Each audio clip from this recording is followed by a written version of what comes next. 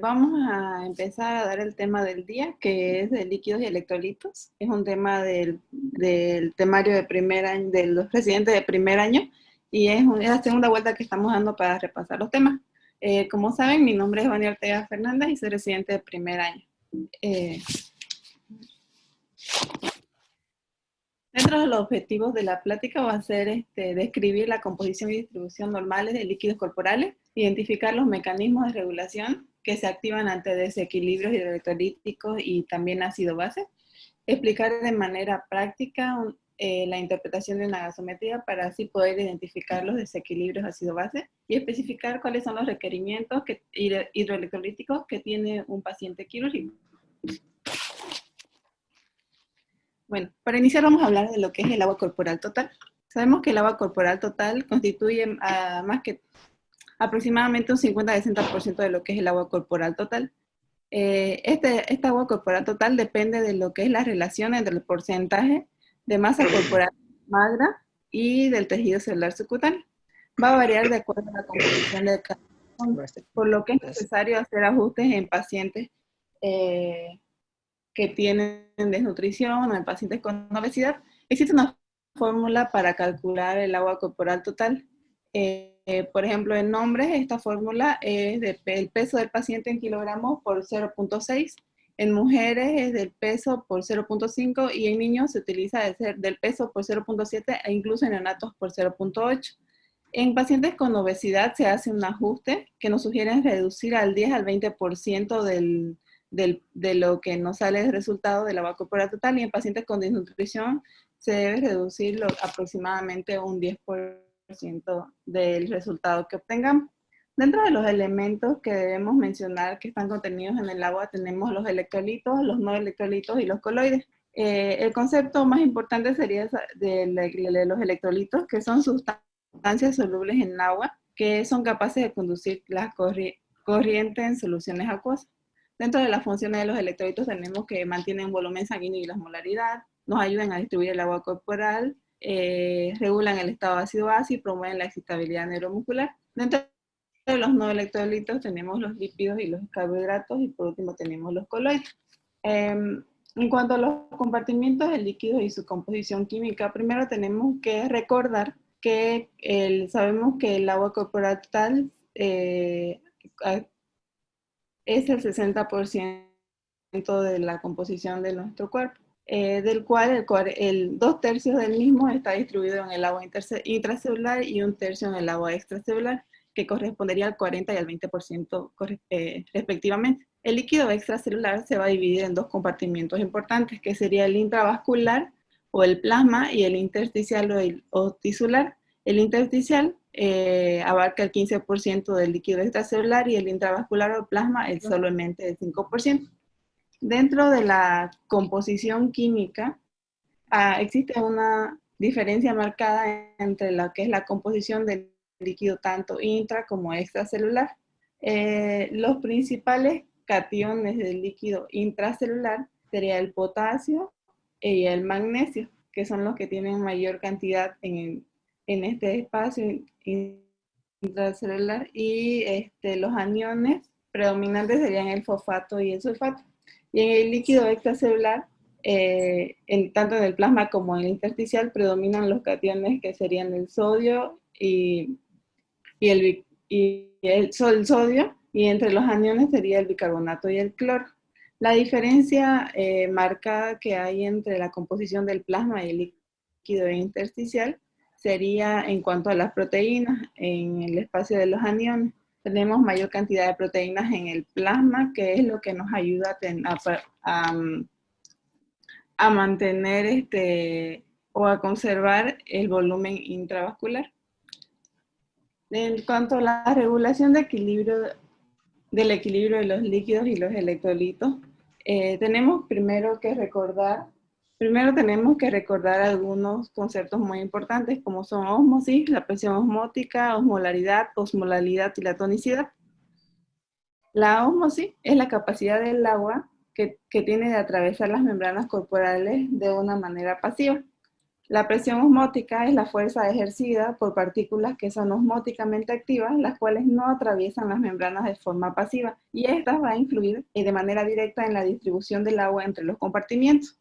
Ahora, la diferencia entre la osmolaridad y la osmolalidad siempre debemos recordarla. Ambas se refieren a un número de partículas permeables o impermeables, pero la osmolaridad se la cuenta en cuanto a litros por litros de agua y la osmolalidad por kilos de agua. Y la tonicidad es el efecto que tiene el fluido sobre un volumen celular determinado por solutos impermeables.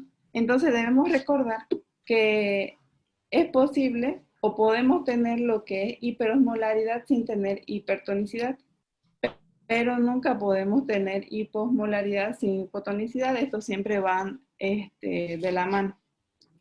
Existen dos fórmulas importantes que debemos recordar, que son la fórmula de la osmolaridad sérica y la osmolaridad efectiva, o también denominada tonicidad plasmática. La osmolaridad sérica, la fórmula es 2 por sodio más glucosa entre 18 más BU entre 2.8, y se maneja un valor normal de 280 a 300. Y la osmolaridad efectiva o tonicidad plasmática es de 2 por sodio más glucosa entre 18. Es decir, aquí no se toman en cuenta los que no son osmóticamente activos, que sería el BU. Existen mecanismos reguladores en los cambios de los líquidos corporales. Son dos principales, que están ejercidos por los osmoreceptores y por los vasoreceptores. Dentro de la regulación dada por los osmoreceptores tenemos dos mecanismos, que es el mecanismo de la sed y el mecanismo que se activa a través de la hormona antidiurética.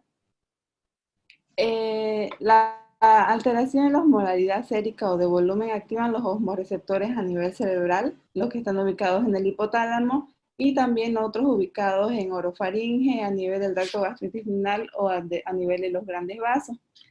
Si hay una disminución del volumen acompañado de un aumento en la osmolaridad sérica, se dice que hay una deshidratación de los osmoreceptores, lo cual estimula al núcleo paraventricular y el supraóptico del hipotálamo, donde se encuentran las células magnocelulares, y se produce la liberación de ADH, la cual actúa a nivel del túbulo colector, a nivel renal, en los receptores B2, aumentando la permeabilidad del agua y de esta manera disminuyendo también el volumen urinario.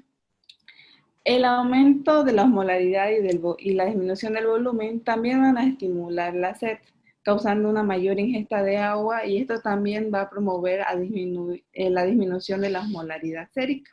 Como les dije, aparte de los osmoreceptores, tenemos la actividad de los vasoreceptores, los cuales se encuentran principalmente en el callado aórtico y en el seno carótido, que son los que actúan de manera más rápida, pero también los vasoreceptores a nivel de la arteriola aferente renal. Esto va a tener efectos hormonales, activando el sistema renina, angiotensina, aldosterona, el péptido natriurético auricular, y también efectos a nivel del sistema simpático y parasimpático, aumentando resistencias periféricas y causando vasoconstricción. En cuanto al balance hídrico que se debe realizar en los pacientes, se toman en cuenta lo que son los ingresos de 24 horas menos los egresos de 24 horas.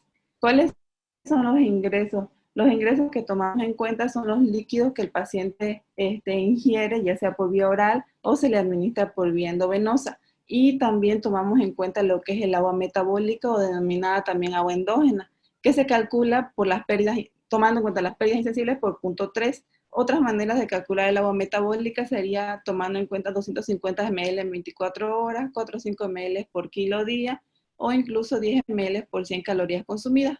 Pero la fórmula más utilizada, la que utilizamos nosotros, es la multiplicación de las pérdidas insensibles por 0.3. Dentro de los egresos que tomamos en cuenta o que debemos tomar en cuenta, siempre tenemos las pérdidas que son sensibles y las pérdidas insensibles. Dentro de las pérdidas sensibles tenemos por vía urinaria, la vía gastrointestinal, tomamos en cuenta la diuresis, que se va entre 800 a 1500 ml hora, y las heces, que van hasta 200 cc hora. Y ya luego las otras alteraciones que pueden tener los pacientes, pacientes con diarrea, pacientes con fístulas, también deben tomarse en cuenta como pérdidas sensibles.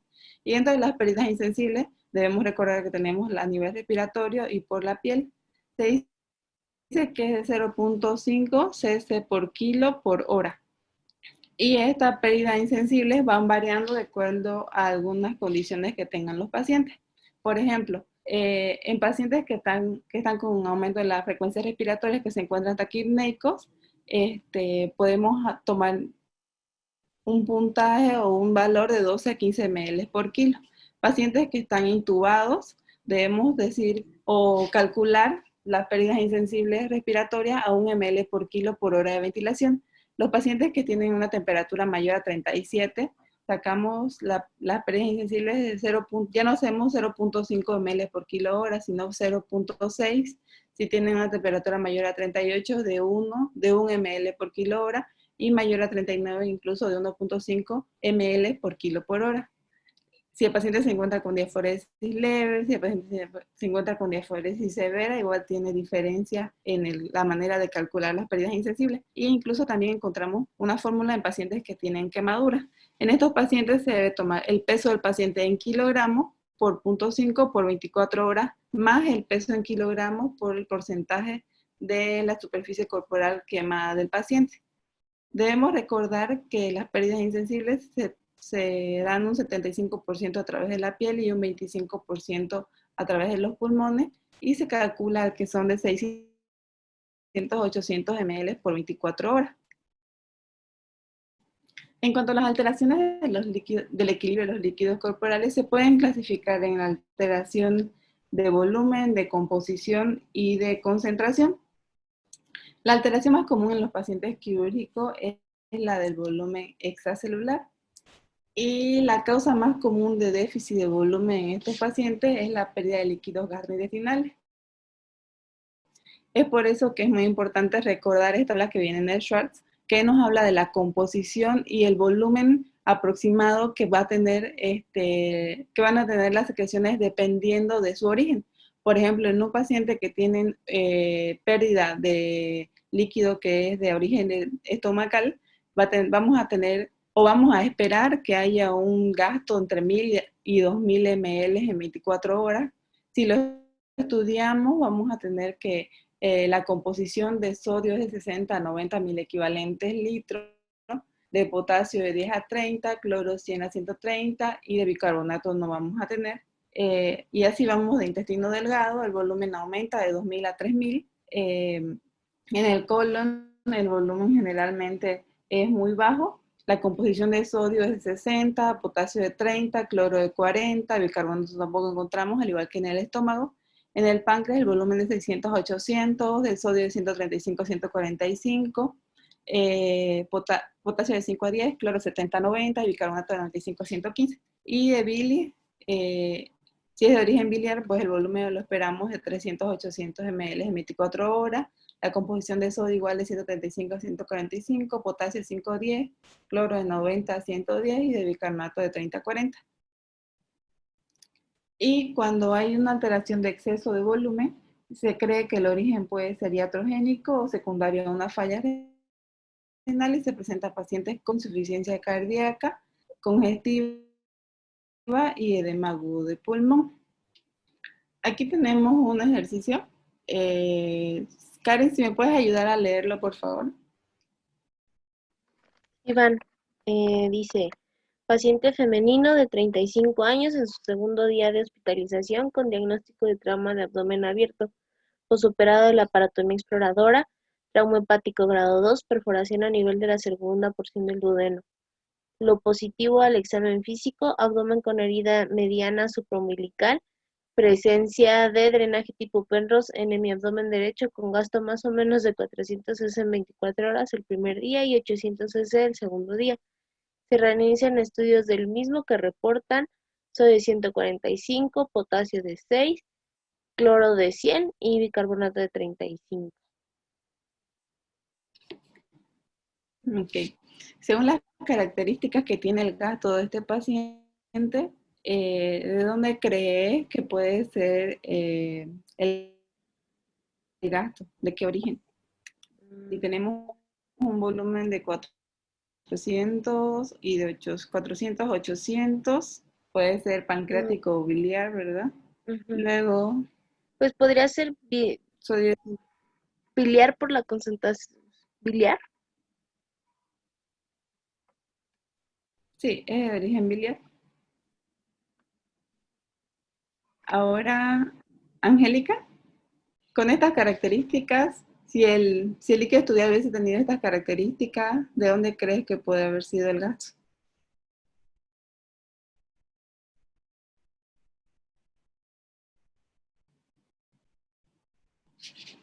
El páncreas.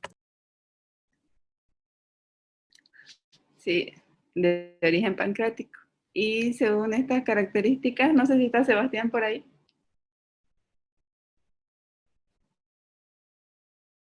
Intestinal. Ilion. Si quieres te ayudo, Vania. Ok. No sé, alguien dijo intestinal y si es de origen intestinal. Fui yo. Bueno. Ok, gracias, doctor. Bueno, ahora vamos a recordar cuáles son los requerimientos electrolíticos diarios que tiene un paciente. En cuanto a los requerimientos hídricos, el paciente requiere entre 30 ml por kilo de sodio, un aproximado de 1.5 ml por kilo, miliequivalentes por kilo, perdón, potasio de 0.7 a 0.9 miliequivalentes kilo, cloro de 1.5 miliequivalentes kilo, magnesio de 20 miliequivalentes, calcio de 1000 a 1200 miligramos, fósforo de 800 a 1200 miligramos, y glucosa entre 50 y 100 gramos al día. Dentro de las soluciones hidroelectrolíticas que más frecuentemente utilizamos, tenemos el Ringer lactato, que es la solución que se parece más a lo que es el líquido extracelular en su composición y también en lo que es su osmolaridad. Luego tenemos el cloruro de sodio, que es otra solución que es considerada isotónica, que es la solución al 0.9%. Luego tenemos otras soluciones que también son consideradas isotónicas, como la dextrosa al 5%, y recordando las hipotónicas, tenemos la dextrosa al 2.5% y la solución salina al 0.45%. Y dentro de las soluciones hipertónicas tenemos la dextrosa al 10, al 25 y al 50%. Encontré esta tabla que nos recomienda qué soluciones podemos utilizar dependiendo del origen de las pérdidas gastrointestinales que podamos tener. Por ejemplo, un paciente que tiene pérdidas de origen gástrico, recomiendan utilizar glucosa al 5% más solución salina al 0.45%. Si es de origen duodenal, solución salina al 0.9%, perdón.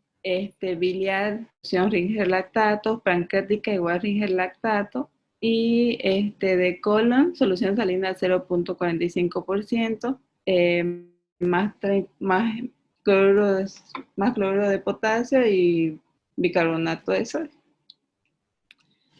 En cuanto a los requerimientos fisiológicos en el enfermo quirúrgico, esto lo vamos a dividir en tres tiempos específicos, que sería el periodo preoperatorio, el periodo transquirúrgico y el postoperatorio. En el periodo preoperatorio podemos utilizar tres maneras para estimar el requerimiento de líquidos que tiene el paciente, para darle líquidos de mantenimiento o solamente su requerimiento basal. La más utilizada es mediante la fórmula de Holiday-Segar, en la cual nos enseñan que dependiendo del peso del paciente en kilogramos, por los primeros 10 kilos del paciente se le va a reponer 100 ml por kilo por día, los siguientes 10 kilos del paciente 50 ml por kilo día, y si el paciente ya pesa más de 20 kilos, el restante del peso se va a dar 20 ml por kilo día. Otra manera de reponer sería reponer solamente por las pérdidas por uresis y las evacuaciones del paciente, y también mediante el cálculo de la superficie corporal. La fórmula utilizada varía de acuerdo al peso del paciente. Si tenemos un paciente con menos de 10 kilos de peso, utilizamos la fórmula que es peso por 4 más 9 entre 100, y si el paciente pesa más de 10 kilos, que es lo que generalmente tenemos nuestros pacientes, pues pesos por 4 más 7 entre pesos más 90.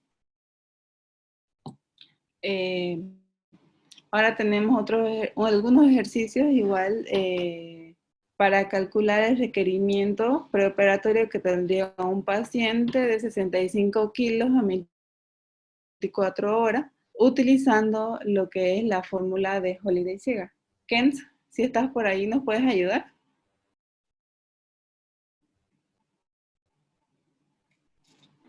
Si quieres, Sí, amiga. te ayudo, Vania. O bueno, ¿quién? Según yo, es de 2120. No sé si estoy bien. ¿Puedo participar, Vania? Sí, sí, sí, Alan, dale.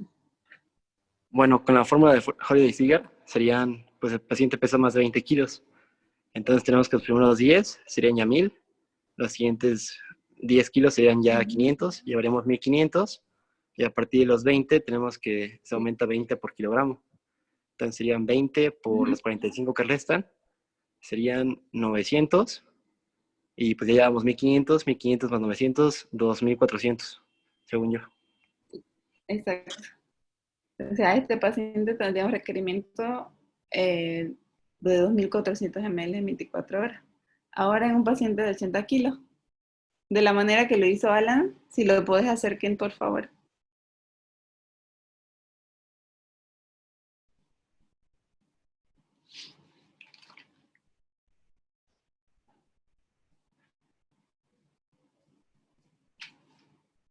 O Sebas, si estás por ahí.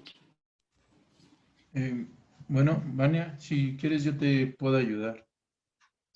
Son 2700. Ujú.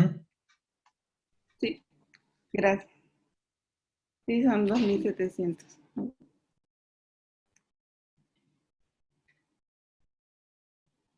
Ahora, en cuanto al periodo preoperatorio, la bibliografía nos dice que destroza 5% en solución fisiológica al 45%, al 0.45% a 100 ml hora. Esto como un tratamiento inicial, acompañado de cloruro de potasio para pacientes quienes tengan la función renal normal. Los pacientes que tengan clínica cardiovascular deben recibir de 1 a 2 litros de líquidos isotónicos en bolo con solución continua a seguir.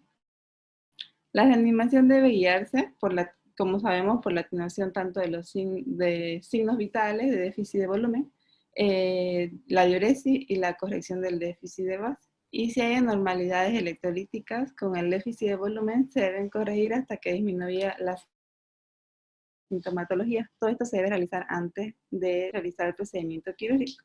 En el periodo transoperatorio pueden haber distintas pérdidas que nos llevan a cambios en la distribución del líquido, como el sangrado, pacientes que presenten edema colónico, edema de la herida quirúrgica, de heridas extensas en tejidos blandos, pacientes quemados o pacientes que tengan fracturas complejas con lesión de tejidos blandos. En ellos la reposición del líquido extracelular durante la cirugía debe realizarse generalmente entre 500 a 1000 ml por hora de solución salina para sostener una homeostasis. Se deben pasar a soluciones de reposición por las pérdidas sensibles intraoperatorias con ringer lactato o solución salina a 2 ml por kilo minuto. Y según el traumatismo quirúrgico que tenga el paciente, se debe añadir el volumen anterior por pérdidas insensibles intraoperatorias. Si el paciente tiene un traumatismo mínimo, 4 ml por kilo hora. Si es un traumatismo moderado, 6 ml por kilo hora. Y si es un traumatismo extremo, 8 ml por kilo hora. Los requerimientos intraoperatorios de pacientes pueden ser por pérdidas a nivel de abdomen y el tórax, 5 a 15 ml por kilo hora. Se repone en sangre con una relación de 1 a 3 con ringer lactato, y la reposición de diuresis con una relación de 1 a 1. Y en el periodo postoperatorio se debe basar en las pérdidas preoperatorias y transoperatorias más los líquidos de mantenimiento. Se debe utilizar soluciones isotónicas como ringer lactato, solución salina normal, Y luego de las primeras 24 a 48 horas se deben cambiar los líquidos a una solución glucosa al 5% o salina al 0,45 y se debe añadir dextrosa en pacientes que aún no toleran la nutrición. En pacientes promedio sin apoyo nutricional debe haber una pérdida de 0,11 a 0,23 kilos por día por el catabolismo que se presenta. En cuanto a las recomendaciones generales para estos periodos pre, trans y postoperatorios, se debe recordar que el uso de líquidos con carbohidratos y electrolitos para mejorar la respuesta metabólica y el estado de hidratación está recomendado. Se deben restringir las soluciones intravenosas y con sodio en el periodo intra y postoperatorio, y que los líquidos claros se pueden administrar hasta incluso 2 horas previas a la cirugía, que las bebidas de carbohidratos complejos mayores disminuyen la resistencia a la insulina y mantienen el metabolismo anabólico, disminuyendo náuseas y vómitos en el periodo postoperatorio y la ansiedad perioperatoria. Nos dicen las guías que la sobrecarga hídrica se asocia con hilio y cambios en tiempos de coagulación. La terapia hídrica debe ser dirigida a problemas específicos para disminuir las complicaciones y se recomienda reanudar la dieta de manera temprana. Bueno, hablando también de lo que es el equilibrio base, podemos definir un ácido como una sustancia capaz de liberar iones de hidrógeno en una solución y la base como una sustancia capaz de aceptar los mismos.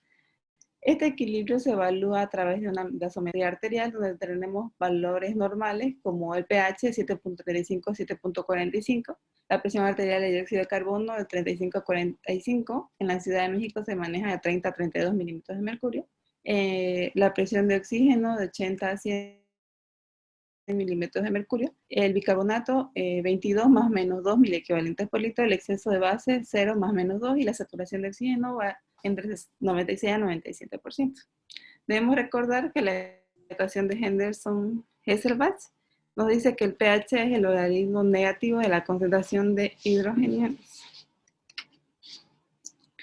En cuanto al equilibrio ácido-base, igual tenemos mecanismos que son encargados de regular este equilibrio. En fase temprana actúan lo que son los sistemas amortiguadores, también conocidos como tampones o buffers. Estos se pueden dividir tanto en intracelulares como extracelulares. Entre los intracelulares tenemos lo que son las proteínas y los fosfatos, y en los extracelulares tenemos el sistema de bicarbonato ácido carbónico. Estos evitan cambios bruscos en el pH de una solución al añadir un ácido o una base. Luego tenemos dos mecanismos que son un poco más tardíos. El mecanismo respiratorio que actúa dentro de minutos o horas, que cuando hay una disminución del pH se estimulan los quimiorreceptores carotídeos u aórticos, estimulan el centro respiratorio y de esta manera aumentan la frecuencia respiratoria, eliminando mayor cantidad de CO2 y de esta manera disminuyendo la presión de dióxido de carbono arterial. Todo lo contrario ocurre cuando hay un aumento del pH. Y otro mecanismo, que sería el mecanismo renal, o también denominado metabólico, que es un poco más tardío, que tiene una acción en horas o días, y que es el mecanismo que regula el pH de manera más efectiva, regulando la excreción de hidrogeniones o de bicarbonato a nivel renal. Las alteraciones del equilibrio ácido-base, lo primero que vemos es el valor que tenga el pH para definir si el paciente se encuentra en una acidosis o una alcalosis. Si tenemos un pH menor a 7.35, el paciente se encuentra en acidosis. Y tenemos que ver si el componente está causando la alteración del pH del paciente, si es el componente metabólico, que sería el bicarbonato, llevándonos a una acidosis metabólica cuando el bicarbonato está disminuido, o si es el componente respiratorio, cuando tenemos un PCO2 aumentado, llevando a una acidosis respiratoria. Y todo lo contrario ocurre cuando tenemos un pH mayor a 7.45, que el paciente está en alcalosis, y también debemos determinar si es a expensas del componente metabólico o del componente respiratorio. Existen dos formas de elevar los hidrogeniones. Puede ser por aumento de la PCO2 causando una acidosis respiratoria o una disminución del bicarbonato llevándonos a una acidosis metabólica. y la disminución de los mismos se puede producir por una disminución de la PCO2 llevando a un paciente a la alcalosis respiratoria o por aumento de bicarbonato llevando al paciente a una alcalosis metabólica. A diferencia de la ventilación que ocurre con las anomalías metabólicas, la respuesta que producen los riñones para compensar las alteraciones respiratorias es mucho más tardía. Se dice que puede iniciar incluso 6 horas después y continuar por días. Y las alteraciones respiratorias ácido-base se pueden clasificar en agudas cuando se presentan antes de la compensación renal y crónicas cuando persisten después de la misma. Nicolás, ¿nos puedes ayudar leyendo este caso clínico, por favor? Un adolescente de 12 años de edad es trasladado al servicio de urgencia en mal estado general. Es polipneico y diaforético. Refiere dolor abdominal en epigastrio con intensidad de 6 de 10. La madre refiere que el adolescente tiene antecedentes familiares positivos para diabetes tipo 1 y que durante los 3 días previos presentó poliuria, polidipsia y polifagia.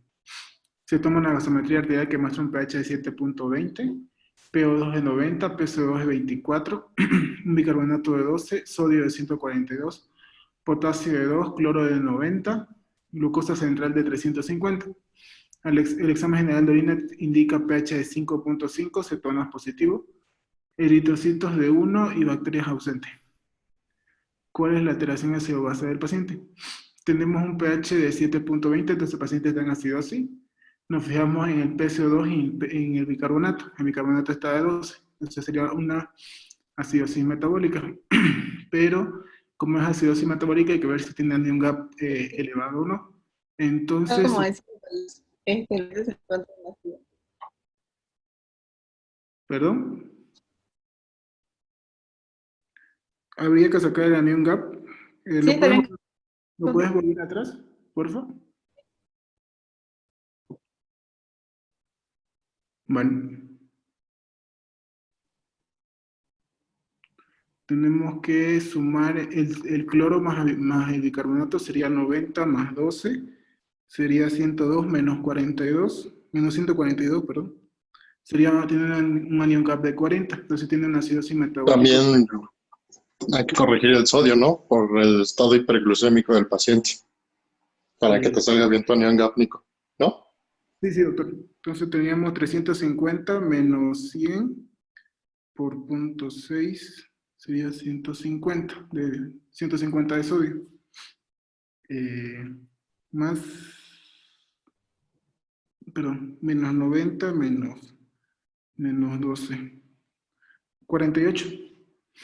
Tenemos un gap elevado y ahora tendríamos que ver si está compensando el PCO2.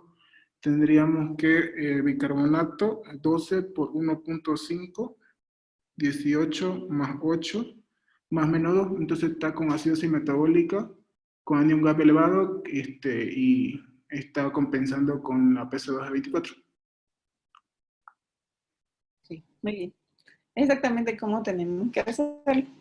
Justamente como lo hizo Nicolás, primero vemos el pH para ver si el paciente está en acidosis o alcalosis. Luego vemos de qué componente, a expectativa de qué componentes está alterado el equilibrio ácido-base. Y como en este caso tenemos una acidosis metabólica, buscamos el anion gap o también denominado brecha aniónica, que es un parámetro que nos ayuda a estimar las concentraciones de aniones plasmáticos no medidos con meses de hablamina o fosfatos inorgánicos. Bueno, una vez que vemos del anion gap 7 se encuentra elevado, debemos buscar cuál es el componente que nos lleva a que esté el anion gap elevado. Por ejemplo, tenemos el mnemotecnias que nos ayudan a ver cuál es el origen de los mismos. Por ejemplo, tenemos esta que es Moodpiles, en la cual tenemos metanol, uremia, pacientes con diabetes, más que todo por cetoacidosis, el paraleído, isoniazida, hierro, lactato, etanol, salicilato. Hay otras mnemotecnias como el Goldmark, que también se refiere casi a los mismos componentes. Y si tenemos un anion gap disminuido, tenemos que definir lo que es el anion gap urinario, que lo hacemos con la fórmula de sodio más potasio menos cloro. Si el valor de este es negativo, tenemos que pensar en una causa extrarrenal. Como causa más frecuente tenemos una alteración intestinal, pacientes que tienen diarrea, fístulas o el uso de diuréticos. Y si este es positivo, pensamos en causas renales. Frecuentemente tenemos lo que es la acidosis tubular renal, ya sea la tipo 1, la tipo 2 o la tipo 4. Algo muy importante que debemos tomar en cuenta en pacientes que tienen el nivel de albúmina alterada es realizar lo que es la fórmula del anión GAP corregido, que es el anión GAP real menos 2.5 por 4.5 menos albúmina. Esto nos indica que por cada gramo de albúmina de albúmina que esté menor a 4 en su valor, el anión GAP va a aumentar en 2.5. Como hizo Nicolás, posterior a sacarla del anión GAP, vemos si la alteración está compensada y sacamos el PCO2 esperado con la fórmula que él mencionó, que es 1.5 por bicarbonato más 8 más menos 2. Si tenemos un valor menor al PCO2 esperado, tenemos un trastorno de una alcalosis respiratoria acompañante, o si es mayor al esperado, una acidosis respiratoria. Y por último, podemos determinar lo que es el delta GAP, que nos sirve para ver si es que hay alguna otra patología o alteración metabólica coexistente.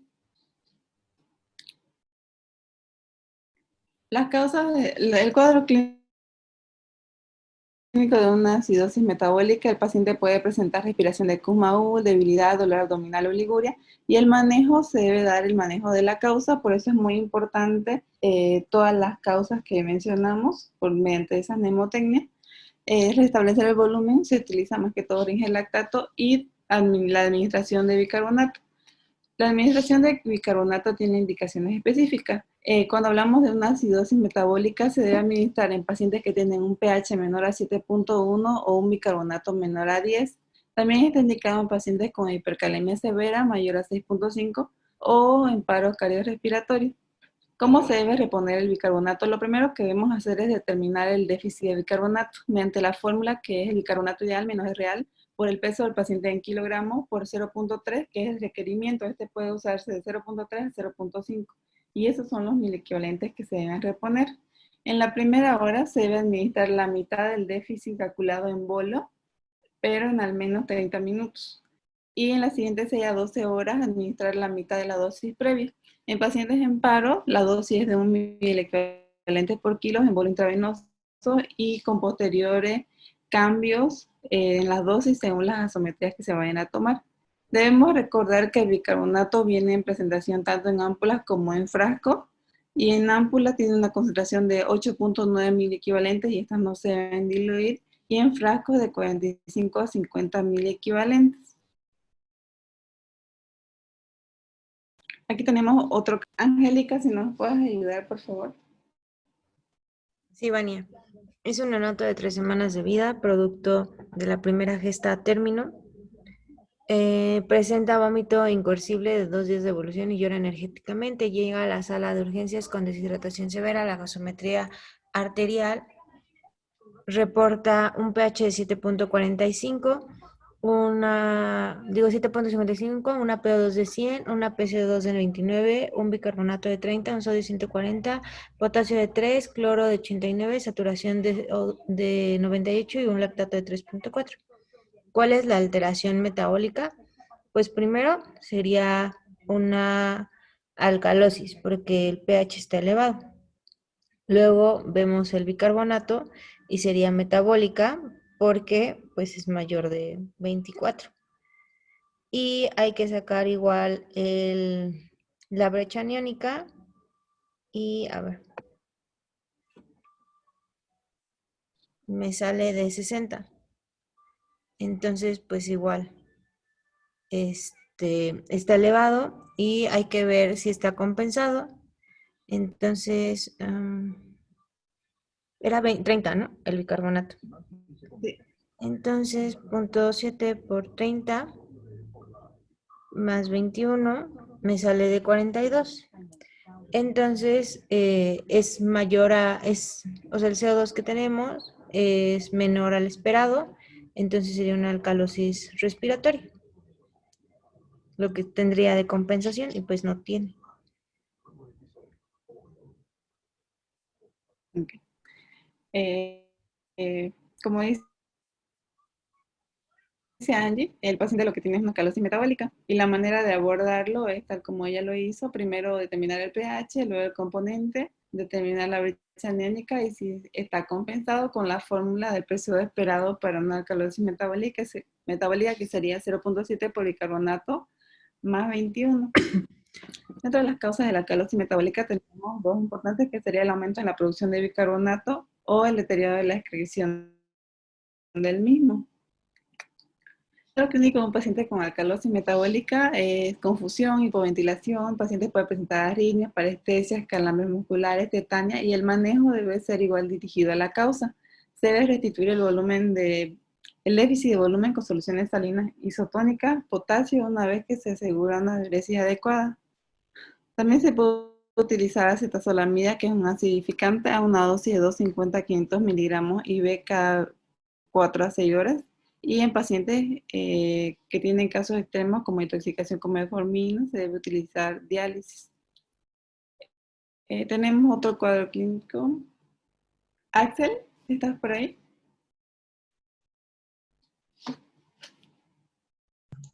Sí, ¿me escuchas, Vania? Sí. Sí, dice, niña de 4 años de edad, tiene una semana con fiebre de difícil control, tos productiva y dificultad respiratoria. Al revisar el esquema de vacunación, se encuentra que las inmunizaciones del primer año están incompletas. Se solicita una radiografía de tórax que muestra un área de condensación basal derecha. Al notar que el estado de conciencia comienza a deteriorarse, se decide tomar una gasometría arterial que muestra un pH de 7.21, PCO2 de 56, PO2 de 60, bicarbonato de 26, sodio de 142, potasio de 4, y el cloro de 110 y lactato de 2. ¿Cuál es la alteración ácido-base del paciente? Pues el pH vemos que está disminuido y bueno, en este caso el bicarbonato pues ligeramente está aumentado, pero llama la atención el PCO2 que está en 50 ¿cómo se llama? En 56, entonces para mí es una acidosis respiratoria. Sí. El paciente se encuentra con una acidosis respiratoria. Tiene un pH de 7.21, tiene un PCO de 56, tal como vos decías. No tiene un anión GAP elevado y la compensación en estos pacientes se debe determinar dependiendo si el cuadro está en agudo o si está crónico, según las horas de evolución, si es menor a 24 horas o mayor. Se determina el aumento en el delta del bicarbonato con una fórmula que es del 0.1 por delta del PCO2. El delta del PCO2 para un paciente con acidosis respiratoria es el PCO2 medido menos el PCO2 en su límite superior normal. Y cuando es un cuadro crónico, la fórmula varía de 0.3 a 0.4 por delta del PCO2 también. Al igual que en los otros casos, si tenemos un valor menor al bicarbonato esperado, el paciente se encuentra con un cuadro sobreagregado de acidosis metabólica, y si está mayor al bicarbonato esperado, con un cuadro de alcalosis metabólica. Los pacientes con acidosis respiratoria generalmente, dentro de las causas, se implica siempre una alteración en la ventilación alveolar, y la más frecuente es la hipoventilación, y esto se puede dar por uso de narcóticos, por algún tipo de lesión a nivel del sistema nervioso central. A nivel pulmonar tenemos pues presencia de secreciones, atelectasias, neumonía, pacientes con derrame pleural, incluso puede deberse a dolor por lesiones o incisiones abdominales o torácicas. El cuadro clínico de un paciente con acidosis respiratoria presenta cefalea, vómitos, confusión mental, arritmias cardíacas, y el manejo se basa en mejorar la ventilación alveolar, ya sea mediante broncodilatadores, terapia respiratoria, estímulo del centro respiratorio, y al corregir la acidosis a través del control ventilatorio, la concentración sérica de potasio retorna a sus valores normales o incluso puede descender más de lo esperado. Y por último tenemos otro cuadro clínico. Karen, si lo puedes leer, por favor. Iván, adolescente de 15 años de edad que presenta desvanecimiento posterior a una fuerte discusión.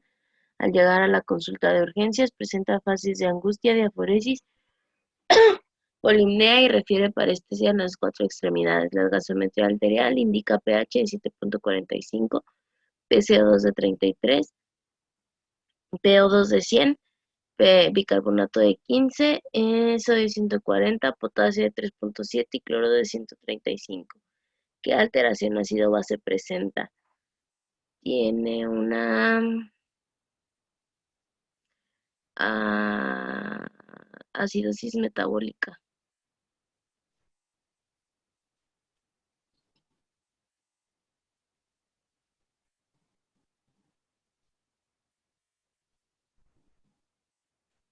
Hola.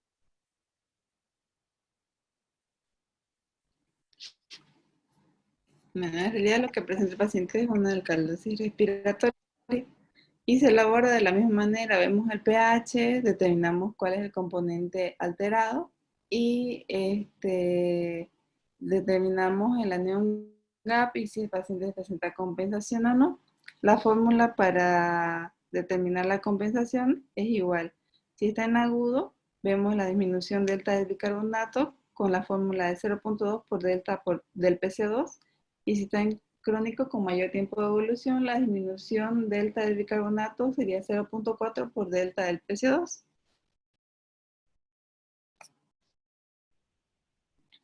La alcalosis respiratoria es el trastorno ácido-base más frecuente y se manifiesta con taquipnea, aumento de la excitabilidad del sistema nervioso, parestesias, espasmos carpopedales y taquiarritmia. Y las respuestas secundarias se dan a través del tamponamiento intracelular. En la alcalosis aguda disminuye 2 miliequivalentes por litro de bicarbonato por cada 10 milímetros de mercurio que desciende la PC2. Y la respuesta renal, el bicarbonato disminuye 4 miliequivalentes por litro por cada 10 milímetros de mercurio que desciende la PC2. Bueno, eso fue en cuanto al repaso del tema. Y dentro de las conclusiones tenemos que, pues lo que hicimos fue más que todo conocer la composición, la distribución y regulación de líquidos y electrolitos en el organismo, lo que nos va a permitir brindar un óptimo manejo perioperatorio a nuestros pacientes. Garantizar el óptimo balance hidroelectrolítico, evitar potenciales complicaciones que prolonguen la estancia intrahospitalaria del paciente quirúrgico y la correcta identificación de las alteraciones ácido-base por medio de la gasometría arterial permite tomar conductas oportunas y adecuadas en pacientes con estado crítico. Ahora vamos a ver algunas preguntas sobre el mismo tema. Algunas las hice yo y algunas las encontré en cuestionarios de los exámenes previos. Voy a necesitar que mis compañeros me ayuden leyendo las preguntas para que lo hagamos de manera más rápida. Y la siguiente diapositiva será para revisar la respuesta. Nico, si puedes empezar, por favor. ¿En cuántos compartimentos están distribuidos los líquidos corporales y cuáles son? Están divididos en 2, intracelular y extracelular. ¿Qué elementos componen el líquido extracelular? Sería el plasma o intravascular y el intersticial. ¿Cuáles son los cationes y aniones predominantes del intracelular?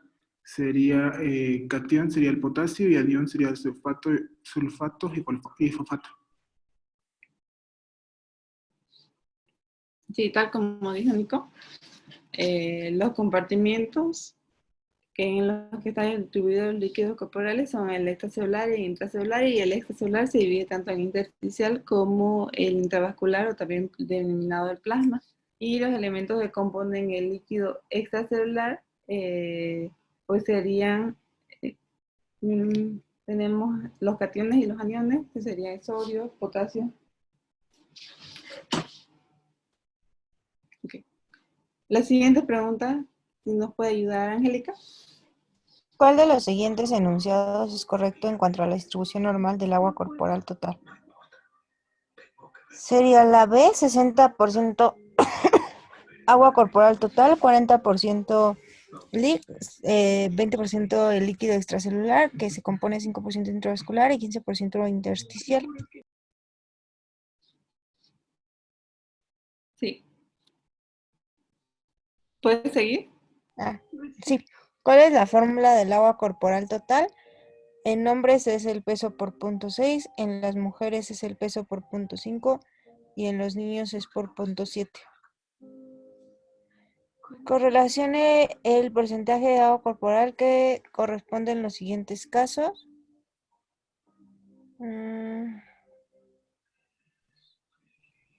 Sería A, sería 60, B, 40-50, C sería, espera, 40 y D sería 50.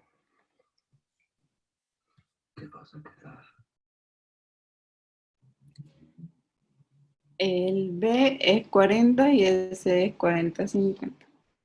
Porque un paciente con desnutrición disminuís el 10% y un paciente con obesidad el 10 al 20% del porcentaje que le corresponde.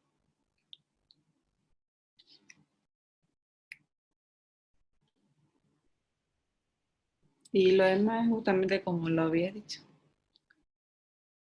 Axel, si puedes leer estas preguntas, por favor. Bueno, ¿me escuchan? Sí. Sí, dice, una de las siguientes concentraciones no corresponde con la composición normal del líquido intracelular. A, cloro 5, B, potasio 150, C, sodio 145 y D, magnesio 40. No corre con el líquido intracelular. Sería la C, Vania, porque pues ese valor de sodio es del líquido extracelular. Sí, exacto. Y luego dice la osmolaridad plasmática está regulada principalmente por la concentración de los siguientes solutos: sodio, fosfatos, potasio, bicarbonato, glucosa y urea. Y las opciones vienen dice fosfatos y potasio y ¿qué dice? Y urea. No, el otro dice 1 que es sodio, 2 que es fosfatos, 3 que es potasio y 5 que es glucosa. 1 sodio, 3 potasio, 5 glucosa. 1, 5 y 6. Este es el sodio, la glucosa y la urea, entonces sería esa, la D. Ajá. Exacto. ¿Y qué Y dice? la última, por favor. La de cuál es la fórmula para obtener la osmolaridad efectiva. Es la acabas de mencionar, creo que es 2 por sodio más glucosa entre 18, ¿no? Y dejas a un lado el boom. Exacto. Tal Sí. como dijiste, en el líquido intercelular el sodio no corresponde a 145 y los principales determinantes de la osmolaridad son las concentraciones tanto de sodio, glucosa y urea, y la osmolaridad efectiva o también denominada tonicidad se calcula con la fórmula de 2 por sodio más glucosa entre 18.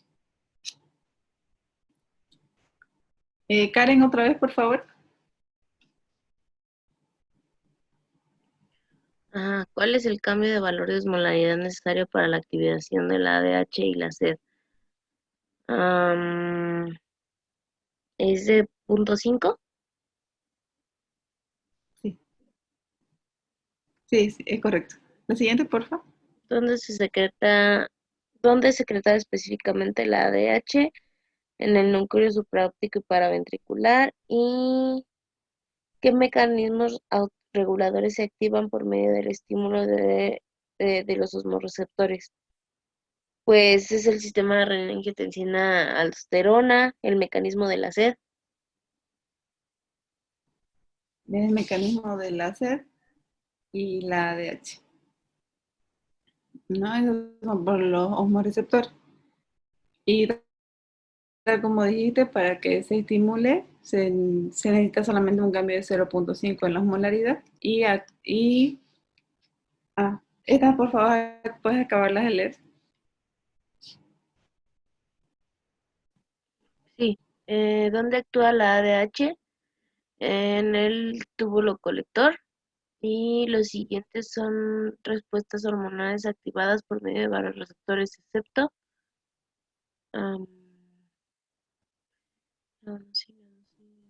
la 2.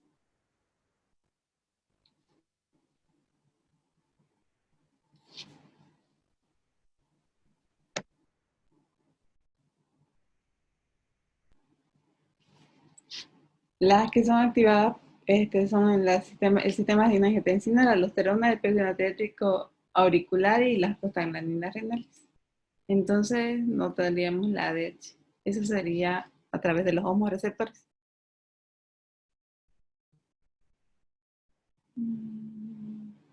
Alan, ¿estás ahí?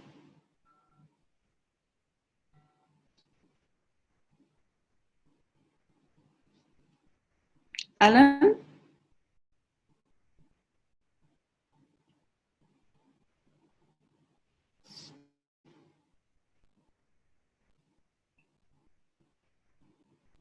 Bueno, indica el volumen de pérdida diaria correspondiente a cada una de las siguientes vías. De orina, de sudor, a través de la piel, los pulmones y a nivel intestinal. ¿Y cuáles son las pérdidas de líquidos consideradas sensibles? ¿Cuál es la cantidad normal de pérdidas insensibles y cuáles son las siguientes soluciones electrolíticas consideradas las más isotónicas en relación al plasma? Aquí tenemos un cuadro que está en el Schwartz, en la cual nos habla tanto de las pérdidas sensibles e insensibles y la cantidad y el volumen diario que tiene cada una de ellas. Nos preguntaban cuál es las pérdidas insensibles y es normalmente a través de los pulmones y la piel y es de 600 ml. A través de orina 800 a 1500, a nivel intestinal incluso puede ser nula o hasta 250 y por el sudor 0. Son las pérdidas sensibles. Y en cuanto a la composición de los líquidos, como dijimos, el más parecido a lo que es el líquido extracelular es el lactato, tanto por su osmolaridad como por su composición. Indique la osmolaridad que corresponde a cada una de las siguientes soluciones, que son soluciones que se utilizan de manera alternativa, que tenemos la solución salina hipertónica, al 7.5%, que tiene una osmolaridad de 2565, albúmina al 5% tiene una osmolaridad de 300, la albúmina al 25% tiene una osmolaridad de 1500, el Lexan al 40% tiene una osmolaridad de 308, al igual que el Lexan de 70, el etalmidón de 310, el Hexten de 307, y la otra solución utilizada de manera opcional en reanimación es el Helofuscin, que no presenta una osmolaridad. ¿Y cuál es la causa más común de déficit de volumen en pacientes quirúrgicos? Generalmente es la pérdida por vía gastrointestinal, que puede ser por aspiración nasogástrica, vómito, diarrea o fístulas enterocutáneas. ¿Cuáles son las fórmulas que pueden ser utilizadas para la reposición de líquidos en el periodo preoperatorio? Que como dijimos, pueden ser las fórmulas de Collier-Seager. Se puede reponer por pérdidas tanto por uresis y las evacuaciones, y también calculando por la superficie corporal. ¿Cuál es el volumen de 24 horas estimado para un paciente de 55 kilos utilizando la fórmula de Collier-Seager? Como dijimos, la fórmula de Collier-Seager nos dice que los 10 primeros kilos del paciente vamos a administrar 1000 ml, por los otros 10 kilos, 500 ml, y de un paciente de 55 kilos tenemos 35 kilos más por 20, que sería 700, más los 1500 previos que habíamos sumado. El paciente de 55 kilos necesitaría 2200 ml en 24 horas. Y como habíamos mencionado en la presentación, la fórmula para la superficie corporal va a variar de acuerdo al peso del paciente. Si es un paciente con menos de 10 kilos, la fórmula sería peso por 4 más 9 entre 100. Y si es un paciente con más de 10 kilos, sería peso por 4 más 7 entre peso más 90. Nico, si nos ayudas leyendo aquí, por favor. ¿Qué parámetros deben ser monitorizados para guiar el proceso de reanimación con líquido? Signos vitales, frecuencia cardíaca TA, diuresis, estado neurológico, corrección de déficit de ácido base. Pues todos, ¿no? Los 4. A ver, notito. ¿Qué parámetros deben ser monitorizados para guiar el proceso de reanimación? Pues signos vitales sí, diuresis también, y estado neurológico. Yo le pondría la A. ¿Cuál es la pérdida de peso estimada por días en pacientes postoperados que no reciben apoyo nutricional? Esa no la sé. Justamente lo La habíamos B. mencionado en la De presentación. 0 es la B, ¿no? Sí, de 0.11 a 0.23 kilos por día por el catabolismo. Y el otro, por según lo que menciona la bibliografía, son los signos vitales, la diuresis y la corrección del déficit de base, que sería la opción B, el 1, el 2 y el 4. Yo te lees décima edición, yo te dice déficit de base. Sí, exactamente. Angélica, ¿podrías leer la diapositiva, por favor? Sí, ¿cuál es la alteración ácido-base más frecuente en un paciente quirúrgico? Pues la acidosis metabólica de anión GAP elevado. ¿A las cuántas horas se pone en marcha la compensación de desequilibrios ácidos bases medida por los riñones? A las 6, ¿no? Sí. Y estamos, por favor. ¿Cuál es la principal causa responsable de esta alteración en pacientes quirúrgicos? Las pérdidas, o sea, por fístulas y sondas y eso. Pues sí. Dentro de las alteraciones que más frecuentes en los pacientes quirúrgicos tenemos la acidosis metabólica. Cuando esta es de anión GAB elevado, se debe a una acidosis láctica relacionada con una reanimación hídrica inadecuada.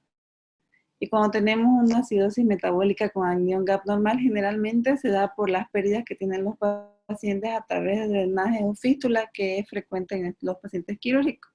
Y tal como dijiste, la compensación renal se inicia al menos 6 horas después de cuando se da la alteración y puede continuar por varios días. Karen, por favor. Sí, perdón. ¿Cuál de las siguientes es la fórmula empleada para estimar el PC2 esperado en una acidosis metabólica? Es la 1.5 por bicarbonato más 8, que nos indica la presencia de anión GAP aumentado en pacientes con acidosis metabólica. Pues puede ser, eso no, puede ser la 1.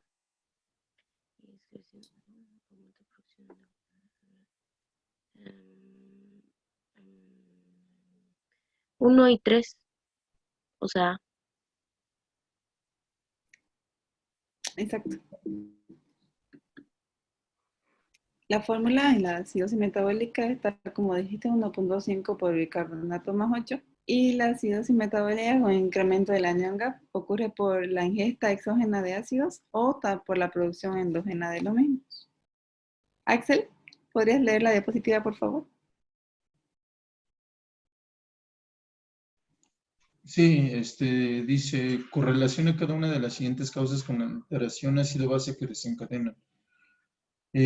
Aumento en la producción de bicarbonato, pues sería una alcalosis. Como es bicarbonato, pues es alcalosis metabólica. Ansiedad y dolor, esto pues causa taquipnea. Entonces, pues haces una alcalosis por disminución del CO2, una alcalosis respiratoria, ¿no? Atelectasia, neumonía, al comprometerse el intercambio de oxígeno, pues aumenta el CO2, entonces una acidosis respiratoria. Una insuficiencia renal, una acidosis metabólica, y la fórmula utilizada para obtener el anión GAP, pues es cationes menos aniones, entonces sería el anión GAP es igual a sodio más potasio, cerramos paréntesis, menos los aniones, que es bicarbonato y cloro. y ya lo que te salga de ahí. Exacto, muy bien. Esa es. Y por último, Angélica, ¿puedes leer la diapositiva, por favor?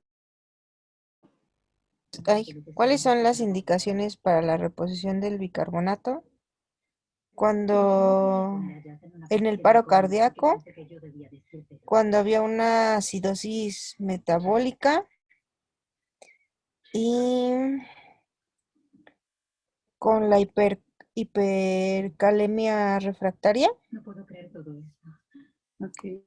¿Cuál es la fórmula para reponer el bicarbonato? Esa no me la aprendí. Ahorita la repasamos. Es el, Y también repasamos el esquema de reposición. si quieres te la digo, vale. Esta pregunta la vi frecuentemente en lo que eran los cuestionarios de las preguntas POEM que tenían de años previos.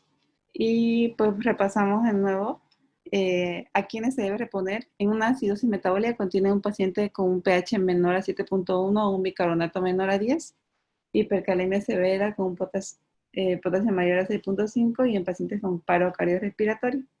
¿Cómo se debe reponer? Es muy importante que recordemos la fórmula esta del déficit de bicarbonato, que es el bicarbonato ideal menos la real por el peso del paciente en kilo por 0.3.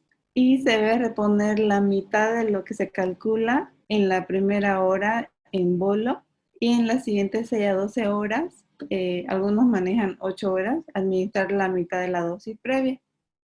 Y en pacientes en paro se debe administrar en bolos de 1 miliequivalente por kilo y luego las dosis se van a calcular según la gasometría y las necesidades del paciente. Y la presentación del bicarbonato, como dijimos en la presentación previa, que se puede dar puede venir en ámpulas y en frascos.